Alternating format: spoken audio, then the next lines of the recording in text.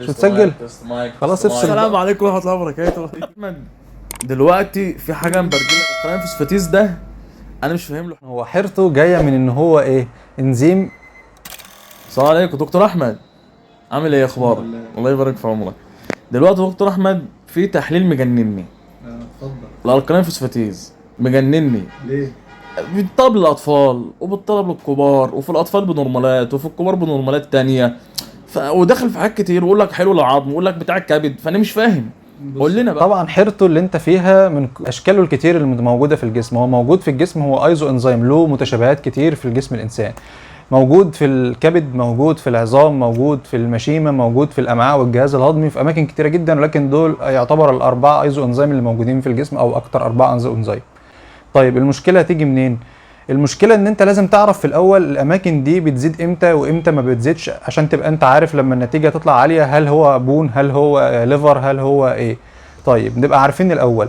طبعا اللي بيفرز من العظام بيفرز امتى من العظام؟ في حاجه اسمها اوستيوبلاست وحاجه اسمها اوستيوكلاست، دي خلايا اللي هي بتبني وتهدم العظام. الخلايا الاوستيوبلاست دي هي اللي بتبني العظام. ايه دورها الخلايا الاوستيوبلاست دي؟ دي المسؤوله عن زياده ونمو العظام. الخلايا دي بتفرز الالقلين فوسفاتيز اثناء نمو الطفل، فبالتالي ما ينفعش مثلا طفل لسه مولود او في بدايه عمره مثلا وانت تعمله القلين فوسفاتيز وتلاقيه طالع عالي، بالنسبه لك انت هيبقى عالي.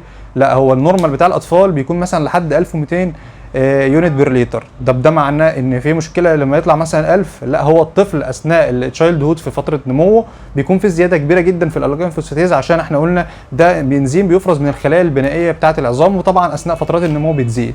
طيب بيفرز منين تاني؟ بيفرز برضه في المشيمه. طيب السيده الحامل ممكن تعمل القلين فوسفاتيز تلاقيه طالع عالي شويه، طالع عالي شويه ده بالنسبه للنورمال الشخص الطبيعي، لكن هو في الثلث الاخير من الحمل بيفرز من المشيمه، فبالتالي بيزداد شويه، فبالتالي ما يكونش فيه مشكله في الحالات زي دي. طيب بما اننا قلنا عظام وقلنا مشيمه، العظام ممكن يزيد امتى تاني؟ يعني ممكن انت قلت في حيره، الحيره دي تيجي منين؟ ممكن يبقى انت جاي لك طفل يعمل القلين فوسفاتيز، يعمل كالسيوم مثلا، يعمل فيتامين د، فانت في اللحظه دي هو حسب الاعراض اللي عنده الطبيب بيشتبه فيه ان في مشكله في البون، مثلا عنده لين عظام. ممكن برضو لو في حاله كسور العظام تلاقي الالقلين فوسفاتيز يزيد شويه. ليه؟ لان احنا قلنا هو مسؤول عن الخلايا اللي بتبني العظام. في حاله الكسور العظام فبالتالي نفس الفكره، ان الخلايا بتبدا تبني تاني مكان الجرح او مكان الكسر ده، فهيزيد معاها الالقلين فوسفاتيز عشان الخلايا الاوستوبلاست دي هي المسؤوله عن افرازه. ده بالنسبه للبون وبالنسبه للبلاسينتا او المشيمه يعني. طيب احنا دي يعتبر الحاجات او الحالات اللي بتظهر فيها بشكل طبيعي، زي قلنا الكسور العظام، قلنا في مراحل النمو وفي السيده الحامل في الثلث الاخير من الحمل، دي كلها حالات طبيعيه. نفس الفكره بتاعت العظام، في حالات مرضيه بيكون بيزيد فيها الالقلين فوسفاتيز، مثلا في حالات اللي هي الاورام او الكانسر عافانا الله جميعا بتاعت العظام بيزيد طبعا. طبعا قلنا في حالات لين العظام، في حالات في الهايبر ثايرويدزم والهايبر باراثايرويدزم، دي كلها ممكن يزيد معاها الالقلين فوسفاتيز. طيب الحيره جايه منين؟ في الحته الثانيه واكتر اتنين شائعين، زي ما قلنا في طفل داخل مع القلين فوسفاتيز وكالسيوم وفيتامين د، برضه حد سنه كبير او شاب وداخل القلين فوسفاتيز مثلا وعايز يطمن. الحد الكبير ده انت هتقول لي مثلا هو مفيش مراحل نمو وممكن مفيش مشكله في العظام. الالقلين فوسفاتيز احنا قلنا بيفرز من الليفر، من الكبد. طيب هل بيزيد في حالات طبيعيه؟ لا، هو انزيم بيفرز من خلايا الكبد بصوره ما فيش منها مشكله في الحجم الطبيعي او بالكميه الطبيعيه. في حاله بقى ان هو بيرتفع ارتفاعات شديده، دي اهم حاجه فيها واكتر حاجه شائعه فيها الكوليستيزس، اللي هي الانسداد القنوات المراريه، في ستونز، في حصوات مثلا في المراره بيزيد معاها الالقلين فوسفاتيز. في اللحظات اللي زي دي احنا بنبدا انت بتحصل لك حيره، اللي هو انا مش عارف هو الدكتور طالب الالقلين فوسفاتيز هل هي عظام ولا هل هي مثلا مشكله كبد، هل هيباتيتس، هل بقى تليف في خلايا الكبد، لان طبعا اي مشاكل في الكبد هيرتفع مع الالقلين. في اللحظه دي هي الحيره. انت بتعمل ايه عشان تبعد عنك الحيره دي؟ بتعمل اختبار تاني اسمه GGT، جاما جلوتاميل ترانسفيريز. الانزيم ده هو سبيسيفيك او خاص بالليفر، فبالتالي انت بتعمله، مش انت بتعمله كمعمل. هو طبعا الطبيب احنا بنفهم الموضوع كله على بعض. الطبيب بيحتاج ان هو بيعمل القلين فوسفاتيز وGGT، ساعتها يقدر يفرق ان كان الالقلين فوسفاتيز ده هو مثلا طالع من الزياده بتاعته زياده من العظام، هل هي الزياده من الليفر، هل هي الزياده طبعا الاسباب الثانيه، ولكن اكتر اتنين شائعين هي العظام والكبد. فهو بيبقى عايز يعرف الزياده من العظام ولا الزياده من الليفر، لو هو ما عندوش اعراض تانية، لان في اعراض لكل حاجه.